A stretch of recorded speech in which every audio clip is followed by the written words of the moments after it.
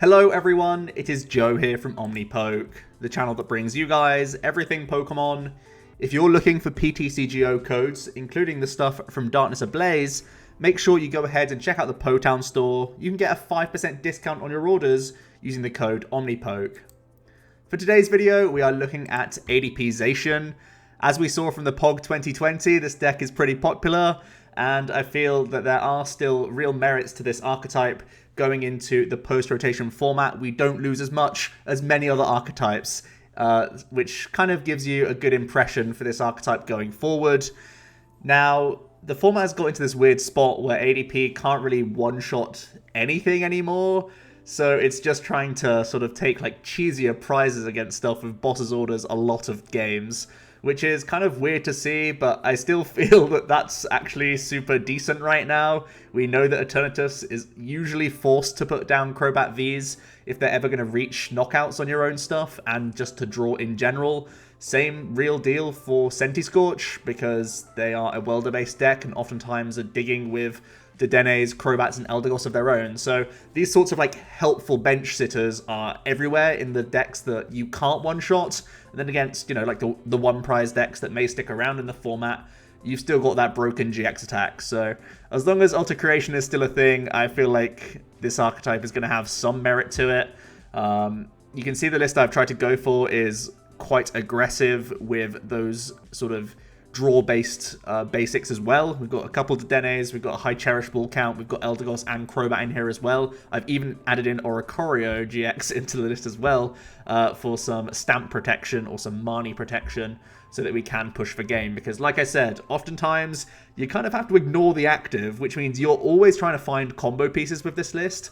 You're digging for your next Saucer, you're digging for your next turn attachment, and you're trying to do it with the boss at the same time, which means you need to draw through all your other stuff. And that's where those sorts of Pokemon can come in. One thing you'll notice is that we have cut Jirachi. Jirachi is something that I've liked and disliked in this format. I feel like post-rotation Jirachi will see much less play. It's like a lot less obvious than it used to be, because it's not just that easy Stellar-wish stamp-proof kind of deal. It can still be decent in those early turns for reaching to give yourself additional outs, but it can take up bench space, and it always makes you have like additional cards this entire time. So although I can imagine some ADP Zacians will continue to use Jirachi, I'm still super skeptical of it, and ultimately I'm kind of worried that too many things can just take an easy one prize knockout against you, and then the game's already kind of like over.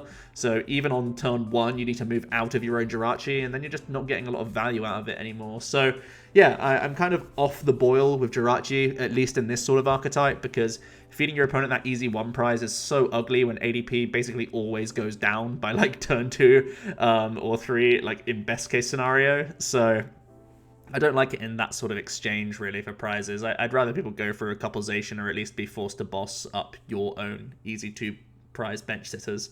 That's kind of my impression that I get from playing ADPZ so far, but I still feel the core concept is very strong. So let's have a quick breakdown of the Pokemon. I'm sure you're fairly familiar with this stuff now, but Alter Creation GX with the Metal Energy gives you 30 extra damage for the rest of the game with all of your attackers, but if you also have a Water Energy attached, you also get to take an additional prize card for every knockout that you score. So when we are gusting up these Crobats, Eldegoss, Dedennes, you are scoring an extra prize card each time you do that. So yeah, pretty insane to be honest. And Ultimate Ray, if you ever get there, is a really big payoff. You get to do 180 post GX buff, and you also get to attach 3 basic energy from your deck to your Pokemon in any way that you like, which is usually powering up Zacian or Mawile-GX that we play in the 60.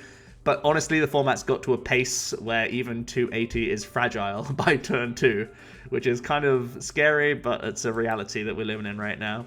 The main attacker is Zacian. I'm still playing 4 of. I've always played 4 since this card was released, because I still believe Intrepid Sword to be incredibly busted, because it gives you additional hand advantage to just ensure yourself that GX attack on 2. But also, anytime you get an energy card now, it's like such a win for you, because you are always digging for your sources and extra attachments alongside boss. Like, I keep having to reiterate that fact because it's just so essential in how this deck plays. So if you can get a free attachment from an Intrepid Sword on 1, it's like such a relief. It's a lot less strain on resources in the next like turns 4 and 5 where you're looking to end the game kind of thing. So yeah, Intrepid Sword incredibly broken for giving yourself hand advantage and just putting some relief on the pressure of your own sources as you work towards the mid to late game.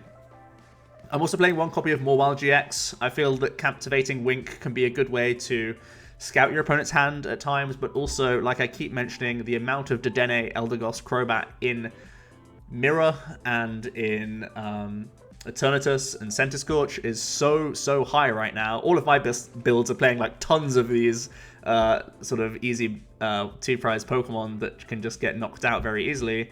Winking on these sorts of decks is really strong. It also gives you a bit of a get out of jail free card against Obstagoon. It can also help out against Decidueye as well. These sorts of walling archetypes where we only have a limited number of answers. Winking stuff back onto the board to just gust and take additional prizes is never a bad deal.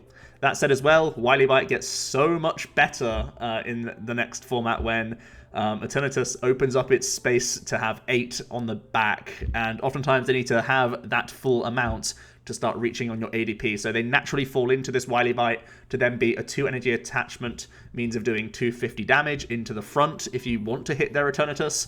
But usually we're looking towards the back and we're just trying to kill a Crobat. But it's 1 less energy than Zacian, which again helps our game plan of just going, I'll boss that, I've ignored the rest of your stuff. That's kind of the idea, which is kind of crummy, but it's a thing. Big into GX you basically never use because of how important it is to ultimate to Alter Creation these days, but if you catch your opponent on a weak hand, you could maybe go for something like this. You know, it won't come up much because supporters aren't actually like that important in the next set when there's so much Pokemon draw in the format.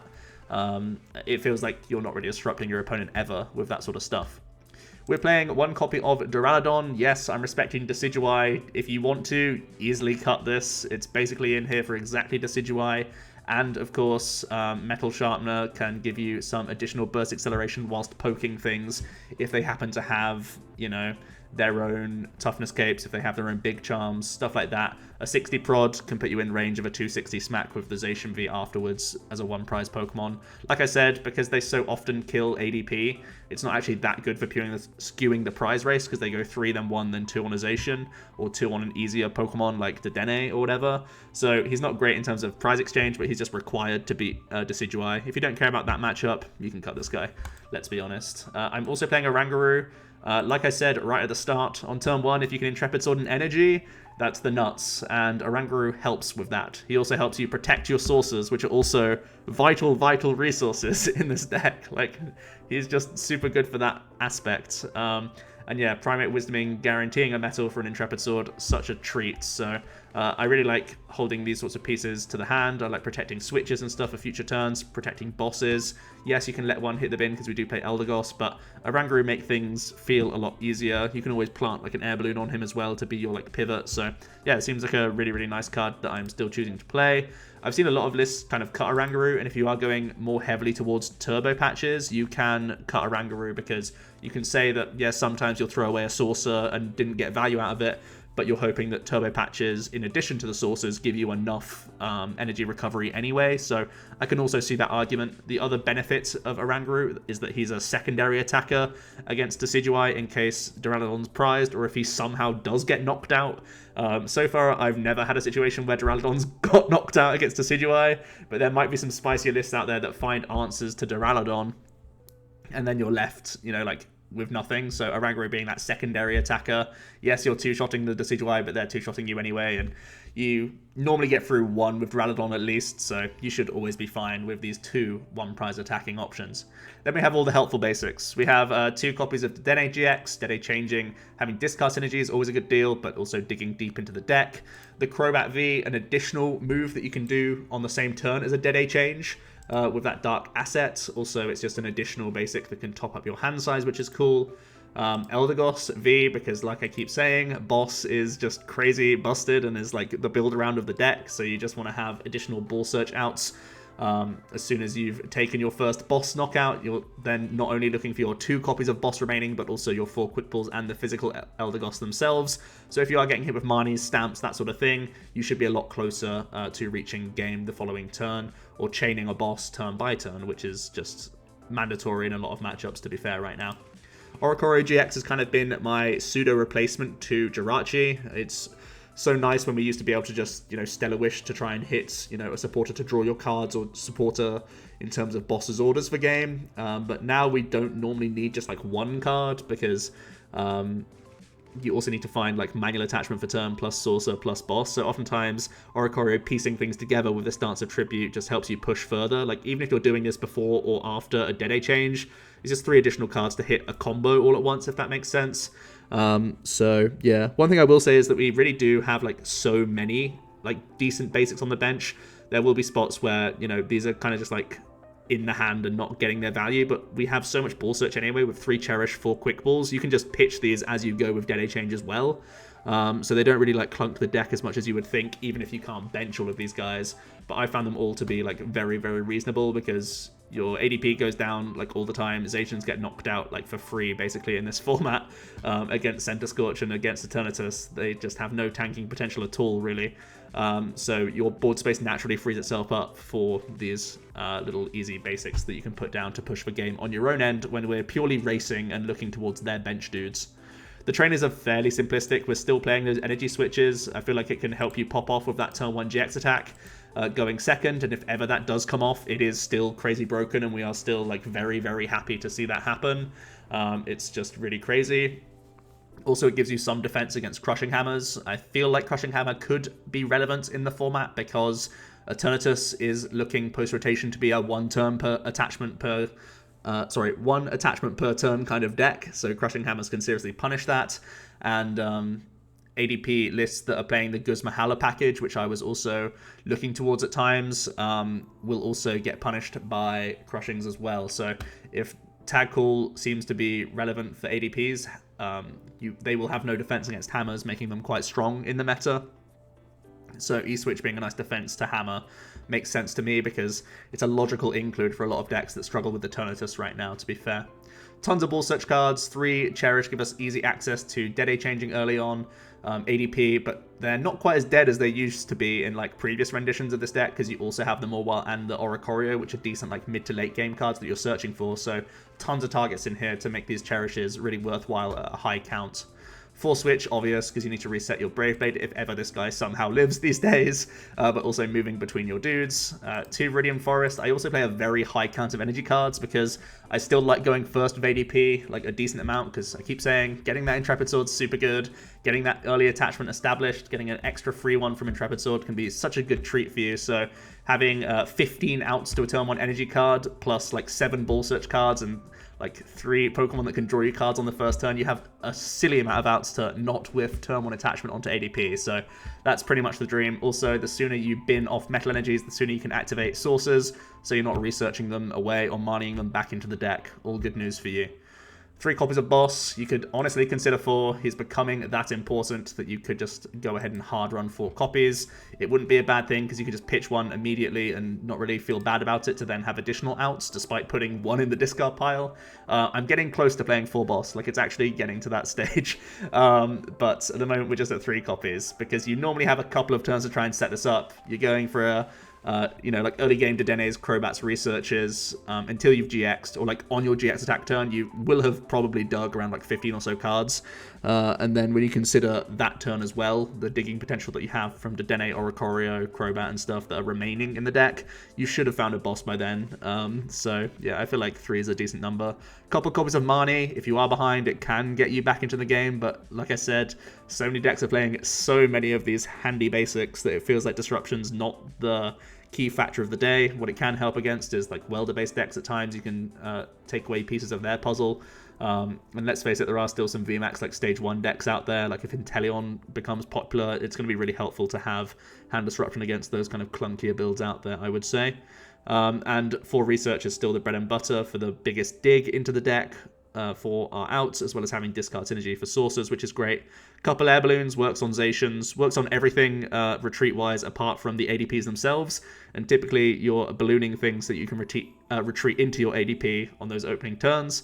And 2 copies of the new Toughness Cape. They can't work on ADP, but they do push your Zacians out of opponent's Zacian Brave Blade damage output, so I feel like they're more relevant than something like a Goggles as an alternative. I've honestly thought about putting in things like Metal Core Barrier to try and protect your Zacian V against Eternatus, but even then they can still reach on you. So at the moment I'm just playing Toughness Capes, but I've thought about a few other tools in this slot instead. I've thought about Giant Bomb as well as Toughness Cape. So that's my main point of flexibility right now. I'm really enjoying 2 Air Balloon in addition to Force Switch, but then there's that sort of, the 2 spaces right now that are Toughness Capes could easily be Giant Bombs. Like, my favorite thing about the Tag Call engine was putting a Giant Bomb on ADP when I had my GX attack turn, because it makes life a lot simpler against Eternatus and Center Scorch to an extent, because either they have to find Gust more aggressively on the turn that they're like evolving and attaching and doing all this other stuff, which forces them to have like a monster of a hand, or ADP goes down and they get blown up for 100, then the 260 from Zacian can finish them off. So I feel like Giant Bomb certainly could have a place in this list, and honestly, I've enjoyed that, and it's been one of the draws towards the Tag Call engine. The only issue with the Tag Call engine is, like, the rest of the cards really suck. Like, Aurora Energy is such a bad energy to have in the format right now when there's, like, Giratina Scoop Up Net being a potential combo, and also there's so much like there's so much hate for energy cards, and you're always like reducing your hand size with Guzhala, and it feels like we always want to push every single turn with this list, because we're always digging for boss the following turn, basically. So yeah, those are my initial thoughts on ADP. Let me know what you found to be your favored list. One big kind of like omission from this deck is Zamazenta, right? A lot of people think that like Zamazenta can really help out the Eternatus matchup, but I've not enjoyed it too much. I've enjoyed double Zamazenta in the Luke Metal build, and I feel like if you're going defensive, Zamazenta feels a lot better. But the pressure that Zamazenta has is so weak. You commit 3 energy to be like 3-shotting an Eternatus, and it gives them so much time to find Gust, and like so many Eternalists are playing like 4 boss's orders, so you really need to play like super defensive and slow against them, and if they're just playing Sable IV anyway, those plans kind of get scuppered, and yeah, I'm not like the biggest, I'm not super into that, to be honest, so that's why I'm not playing Zamazentas. Also, I prefer taking like the most aggro approach possible like in that matchup almost always, because it normally works out better for me. We are up against an Eternatus, and they've missed turn 1 attachment to the right guy. They've had to attach their Crobat to get an Eternatus into play in the first place. So this does open the door for us. Pitching 2 E-Switch isn't great for us, because it's going to make life more difficult to turn 1 GX attack. Getting 2 in the bin isn't too bad. I could even attach active to Duraludon to do Metal Sharpener. The 30 poke isn't relevant at all, but it's like a guaranteed attachment to things, and then any remaining E-Switches in the deck would be like useful to this guy. It's really weird doing this when we are losing so many E-Switch, but it feels probably like the best move, because we're guaranteeing energy in the discard already. We actually will be using this Dedenne now as well, because this is kind of scuffed. So this may as well come down. Do I want to give him more attachments? I think energy wasn't his problem, it was just finding the Eternatus that was the issue.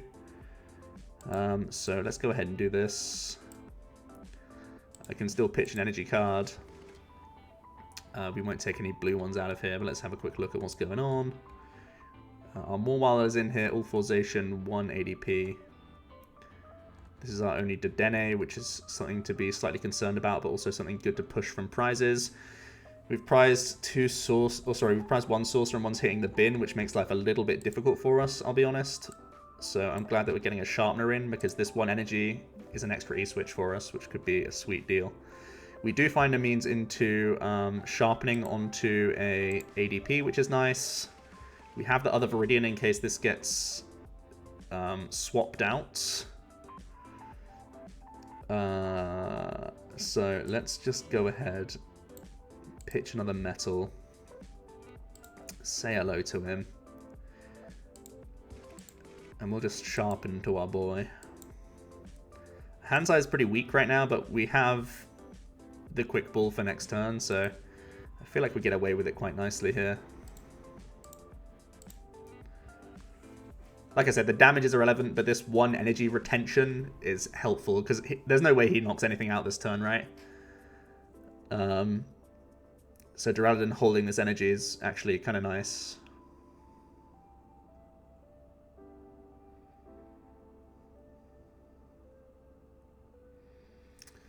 Let's see what he can do here.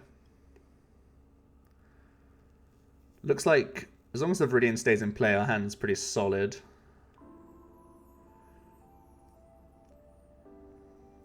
I mean, even if Viridian doesn't stay in play, we should be okay because we can just re-establish. So as long as there's no swell, I'm very happy with the outcome. Right, he's just going to Piers.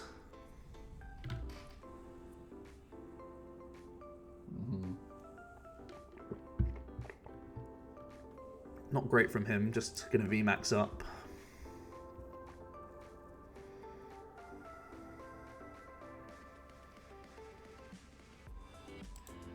Surprised if he doesn't... Oh, he didn't Viridian, so he's not lowering his hand size, which makes his Crobat usage like way more difficult now.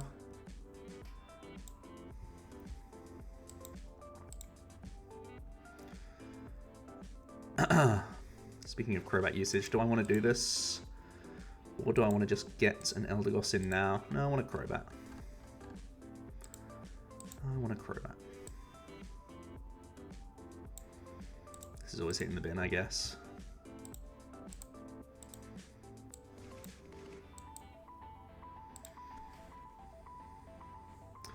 Mawile is sounding super cute to me. He didn't want a Night Asset or Dark Asset this turn, but he also didn't Piers for a Crobat. What kind of read does that give us of what he's working with? He would have put down any Zigzagoons. He would have put down any... interesting. Okay. He keeps being impatient while I think about things, but that's fine. We don't have to worry about that too much.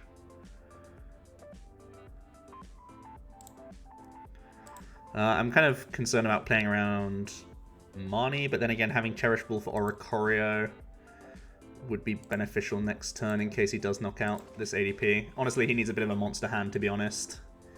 He needs to research into a lot of Pokemon and then Crobat, like after that. So we'll see if he's been sat on a monster this whole time. His Piers was so, like, kind of bland. It kind of tells me, yeah, like, this needs to be kind of nutty, right? He would just sat on a ton of supporters. If there's a Crobat at the end of this, we're going to look pretty... It's going to be a lot more worrying, right?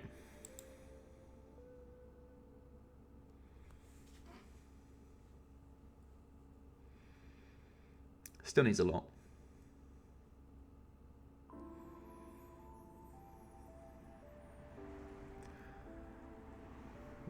Zigging onto Crobat is kind of weird. Maybe he's out of push potential.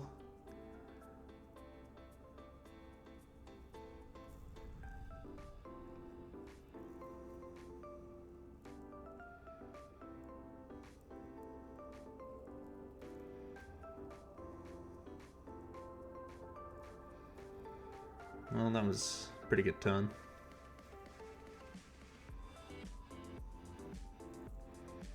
Can't believe he got away with being so greedy with the Zigzagoons, to be honest.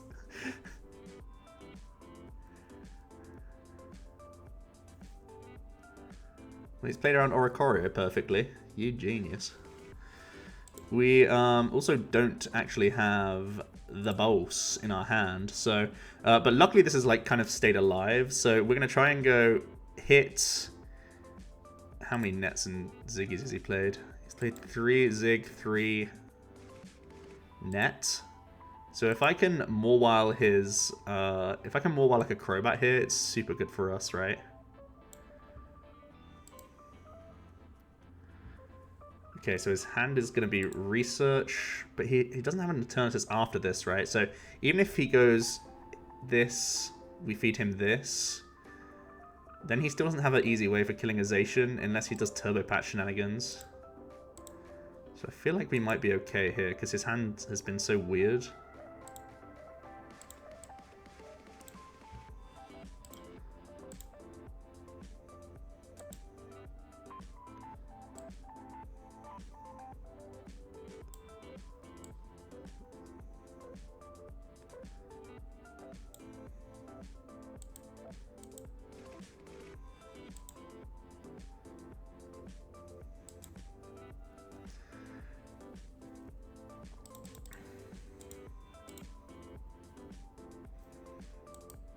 The tempo of this game has been bizarre.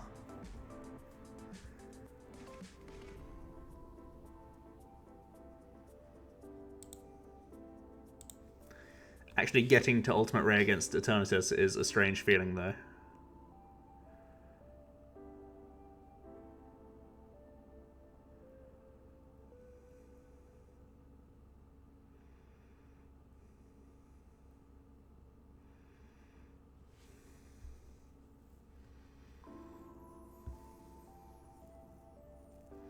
So we can go 2 into 4 quite happily.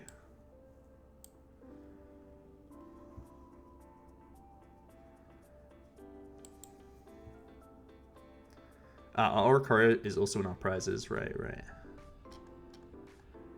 So we will be going 2 into 4, and we will be Eldegossing for research this turn. Yeah.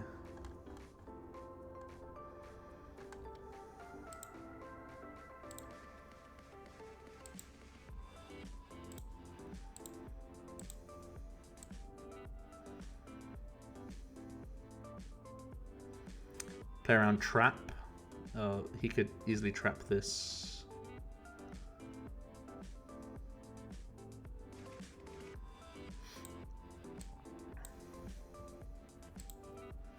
Don't really care about his hand size, it's all about what we can do.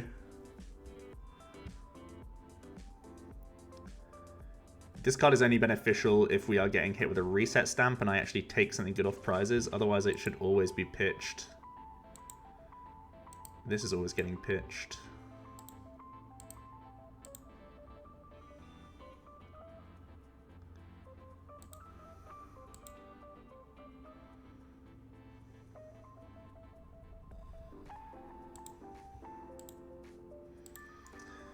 Alright. We currently have a boss in our hand. If he Marnies, in our bottom 10 cards we have another 2 boss. So we still have really good odds. And Oricorio is not a bad prize to take as well. Seems this Mawile is looking like a juicy kill.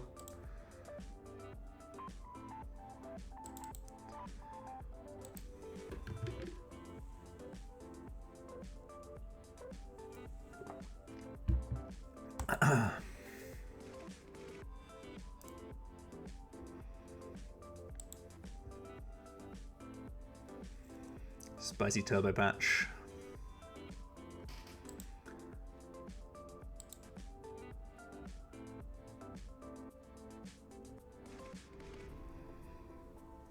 The fact that he played Turbo Patches made it even more reasonable for him to be Viridian and getting rid of Dark Energies in the early turns, but he just kind of wasn't.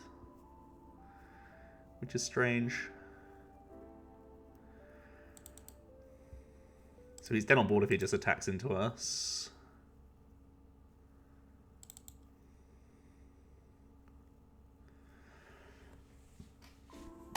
Piers is not Marnie, so we're currently holding game, unless he stamps.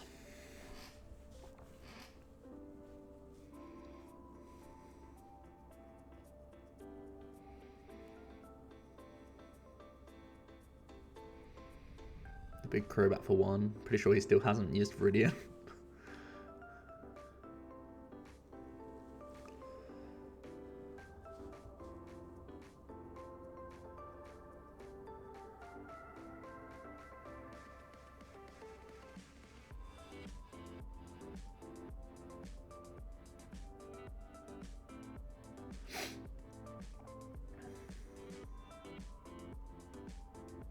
He's having a big think, I guess.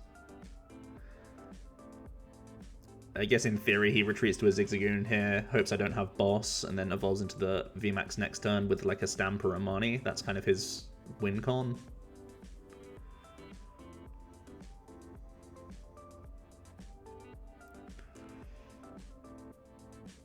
Looks like he's being a little bit salty right now.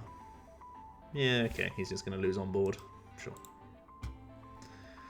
Seems good to me. The only other thing we had to be slightly concerned about was Stadium from him. That's like the only other thing that you have to kind of half be aware of when you throw away both Stadiums. Like if he had Black Market there, we actually just can't win the game, right? Because we had to go the 2 into 4 route because we didn't have the boss the prior turn. So there was still like one last out for him if he could have dug towards it, but that's the only that's the reason why you want to try and go 3-3, because they will have so many 3 prize kills on the board that a black market, like, they can't protect everything against the black market. But the tempo of that game was very bizarre. He went from like rags to riches to kill our ADP despite being greedy with Crobat pings, which obviously meant nothing for the remainder of the game. Like, I don't know where his head was at to start pinging a Crobat when his damage output is 270. Bizarre. Zamazenta from the Oppo. Do I want to push for 2 cards and put down 2 easy prizes for the opponent that could be Mirror? This gives our opponent easy access to Gust, but Get Ahead, Stay Ahead is so strong for this deck that these 2 cards getting me Intrepid Sword or getting me a guaranteed energy seems so good. And if I can disrupt a Dedenne or Crobat from him, it's still going to be excellent news. Okay, his hand is pretty dead, but he does have Crushing Hammer in there, so we will always be attaching this Metal Energy. We were going to anyway, but his hand is, like, very dead. And we actually do hit the Zacian, so that's really good. Zacian's always the thing I take first here, I think. Even though it's, like, in air quotes, only 3 cards, we already have a Research to fall back on. And this is the thing that can threaten game against him as well, which is also a pretty good deal. Could have played the Toughness Cape to play around a Marnie, but I'm not playing around a card that I know is not in his hand. Actually, top deck's a good one. So we're probably up against a Luke Metal here. Gonna see that sweet Crushing Hammer come down. You know we are. And he's just going to sword up as well. Alright.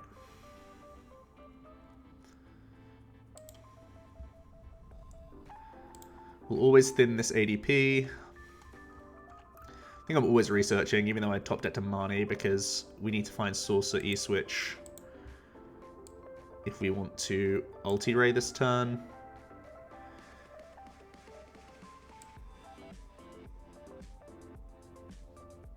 We still have our other Dedenne in the deck, right? Yeah, we do. Okay, cool.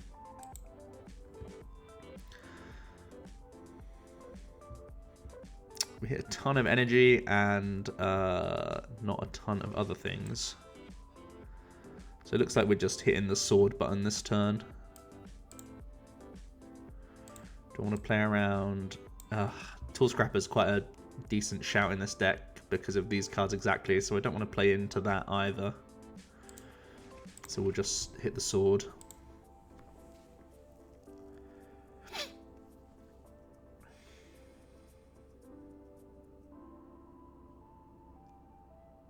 Our opponent could start getting aggressive with Brave Blades if they'd like to.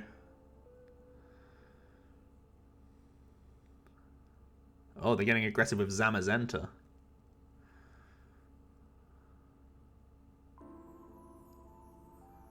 No, they're retreating for Saucer plays to get aggressive with the Zacian. That's one way to do it. Very resource heavy way of doing it, but it's tempo.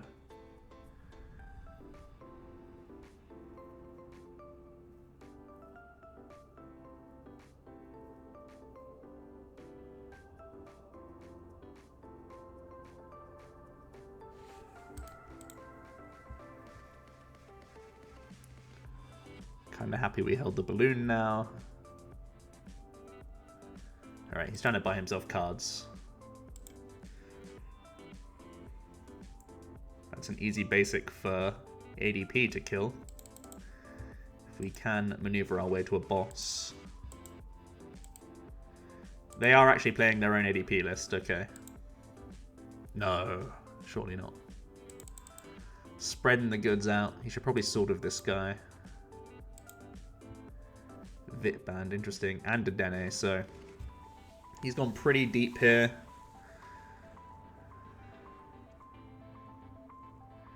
Has found himself a crushing.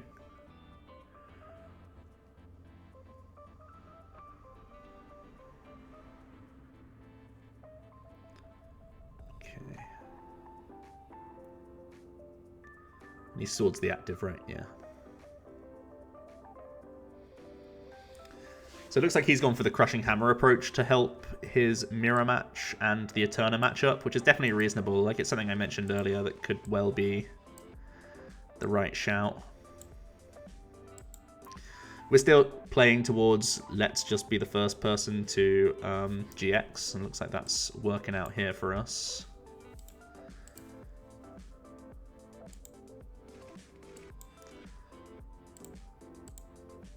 Han doesn't go much further than this, which is a small concern if he has even more hammers that he can just hit heads on. My hand is nutty if this energy stays on board, though. Yeah, our hand is super nutty if this stays on board.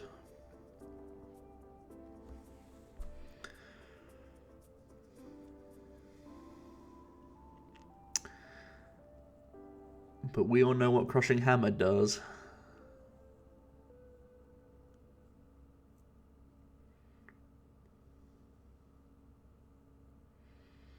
I'm going to see the switch into his ADP now. Is it going to be following suit with the GX?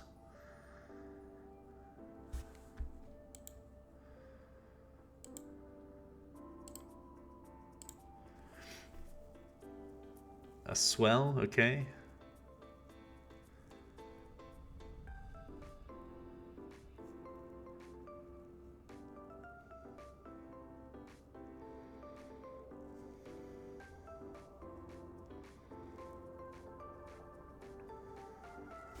He has another boss. He's once again not chosen the target that's most likely to pay off for him. I'm pretty happy to see it. We'll pretend that we have great catches as additional outs. That's the reason you take the Crobat over the Dedenne. I'm playing around this to play around stamps.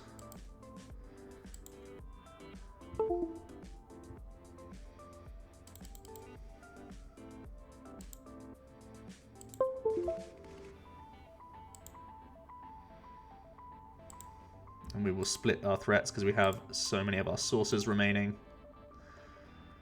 Pick up a boss from prizes. Currently holding game.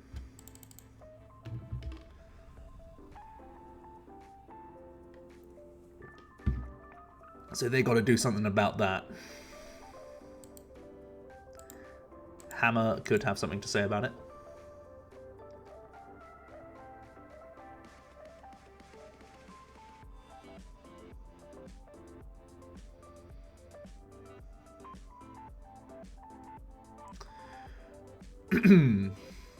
Feels like we might be there. Did they just get rid of a Marnie? Interesting. Okay, so he's going for boss to make us have it all in hand, which we just do.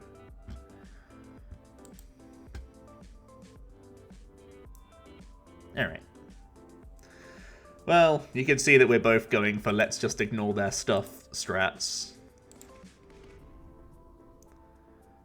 But they're playing some slightly greedier stuff. Like, Spinner Swell, like, just immediately playing Spinner and, like, Swell's just like a slow card. Bird Keeper's a slow card. I initially had it in the list and just realized it's not a fast enough card.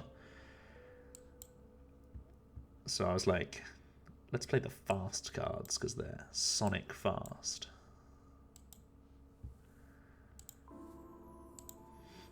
Alright. Well, we want a Mirror, and we beat an Eternatus. The Eternatus matchup was super weird. The ADP matchup was also kind of weird, but let me know what you guys are rocking. How are you rocking ADP? Are you still playing the Zamazentas? Are you playing double Zamazenta to beat the Eternatus matchup? Are you flipping some coins of Crushing Hammers? Are you flipping some coins of Turbo Patches? I'll hear it all down below. Let me know what you guys thought about this 60. How are you liking Jirachi as well? These are all things that I'm trying to work out as we go. Thanks so much for watching, and I will see you in another video tomorrow. Cheers.